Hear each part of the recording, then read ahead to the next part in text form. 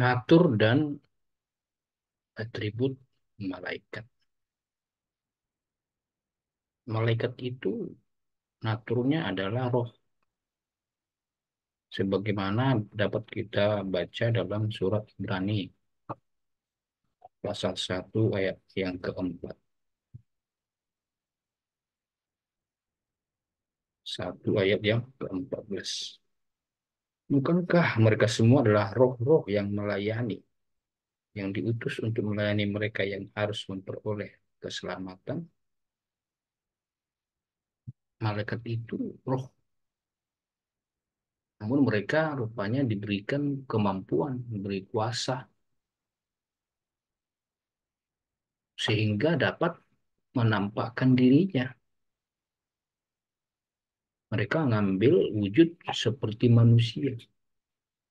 Paling tidak kita ingat kisah di Kejadian pasal 18. Waktu itu rupanya Tuhan menampakkan dirinya kepada Abraham, didampingi dua malaikat.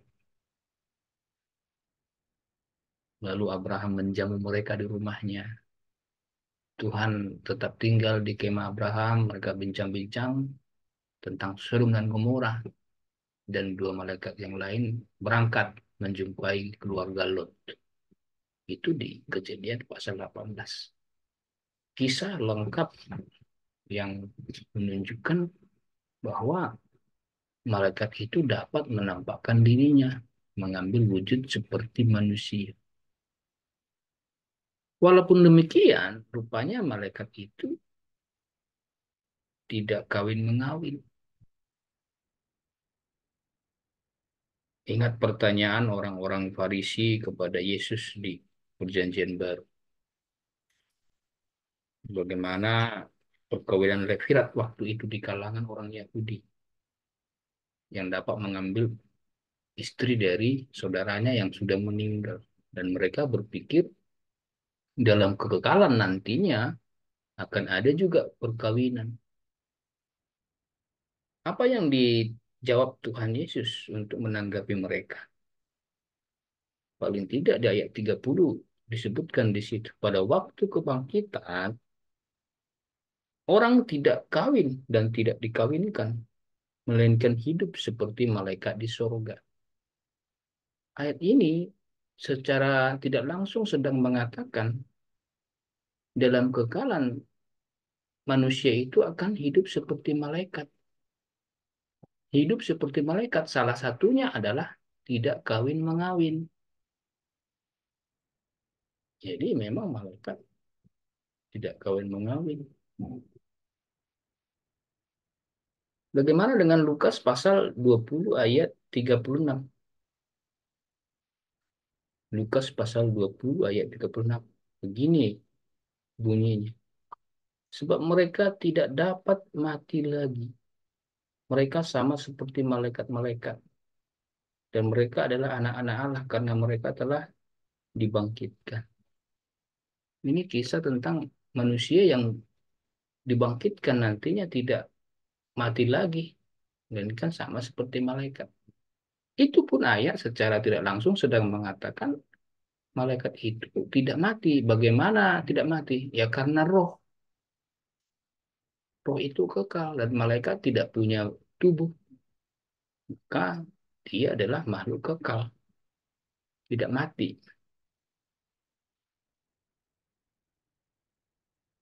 Malaikat itu memang kekal, tapi jangan salah paham berpikir bahwa dia bukan ciptaan. Malaikat itu ciptaan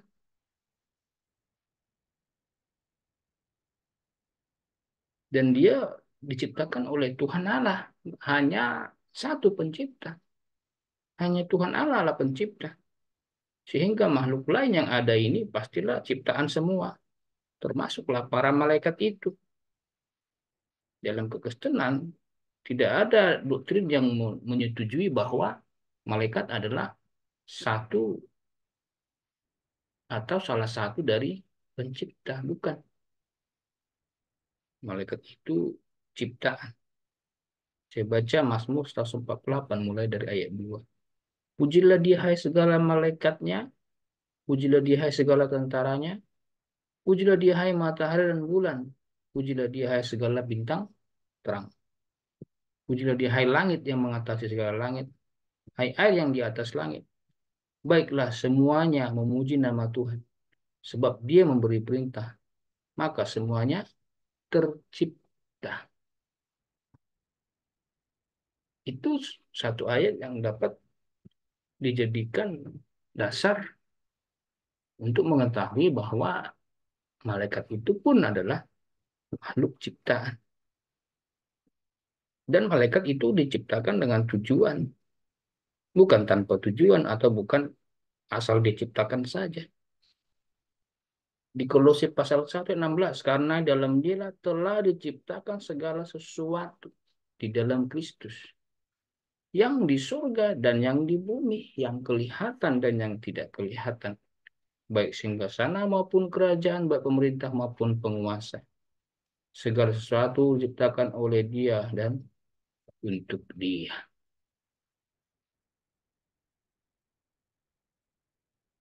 Berapa jumlah malaikat? Banyak. Tidak terhitung banyaknya. Tidak disebutkan jumlahnya sekian ribu, sekian puluh ribu, sekian juta, sekian puluh juta, atau ratus juta. Tidak disebutkan. Yang pasti malaikat itu tidak terhitung banyaknya. Meski demikian, penciptaan malaikat itu tentu saja hanya sekali. Karena tidak ada catatan di Alkitab yang menunjukkan bahwa malaikat diciptakan berkali-kali. Tuhan menciptakan malaikat sekali langsung banyak. Dan jangan berpikir bahwa malaikat bisa menambah jumlah dengan cara beranak pinak, mengambil jodoh pasangan lalu memiliki anak cucu. Tidak. Dalam kekristenan, kita memahami bahwa malaikat itu roh dan roh tidak berkeluarga, tidak beranak pinak. Maka malaikat, bahkan setan-setan pun tidak dapat beranak pinak. Jumlahnya akan segitu saja, tapi memang jumlah itu banyak. Kalau kita periksa misalnya di ayat lain, kita baca misalnya Ibrani pasal 12, saya akan bacakan kawan-kawan. Tetapi kamu sudah datang ke Bukit Sion, ke kota Allah yang hidup, Yerusalem surgawi, dan kepada beribu-ribu malaikat, suatu kumpulan yang meriah. Itu istilah yang menunjukkan bahwa jumlah malaikat itu sangat banyak, nggak terhitung. Ya, dipakailah istilah beribu-ribu. Soal hikmat, malaikat itu pastilah lebih berhikmat dari manusia. Makanya dalam 2 Samuel 14 ayat 20 ada seorang ibu yang memuji Daud dengan istilah berhikmat seperti malaikat. Karena Daud dipuji, pasti memberi keputusan yang bagus. Dia tidak seperti kebanyakan orang, dia dipuji seperti malaikat yang berhikmat. Artinya apa? Manusia menyadari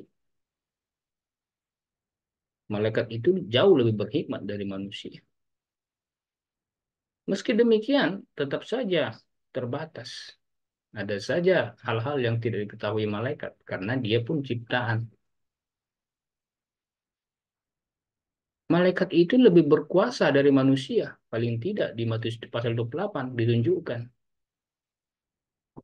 Dengan mudahnya malaikat itu mengguling batu kubur waktu Yesus dikubur. Sedangkan murid-murid sudah berpikir siapa yang akan membantu kita menggulingkan batu itu. Banyak malaikat sudah menggulingkannya.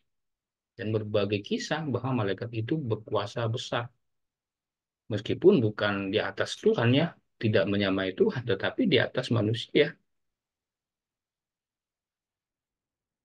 Walaupun begitu, malaikat tetap terbatas. Daniel pasal 10 ayat 13 misalnya, di situ dikisahkan bagaimana malaikat yang membawa jawaban doa Daniel, dia dihalang-halangi oleh iblis sehingga jawaban doa itu tidak tiba sampai datang malaikat Michael yang membantu menghalau si iblis sehingga akhirnya Malaikat pembawa pesan dapat menjumpai Daniel. Nah, itu maksud saya menunjukkan bahwa manusia harus mengakui malaikat adalah makhluk yang lebih tinggi dari manusia soal hikmat, soal kuasa. Namun dalam masa akhir zaman nanti, manusia akan ditinggikan atas para malaikat. Puji Tuhan. Pada akhirnya nanti manusia akan ditinggikan atas para malaikat. Tuhan memberkati kita sekalian. Haleluya.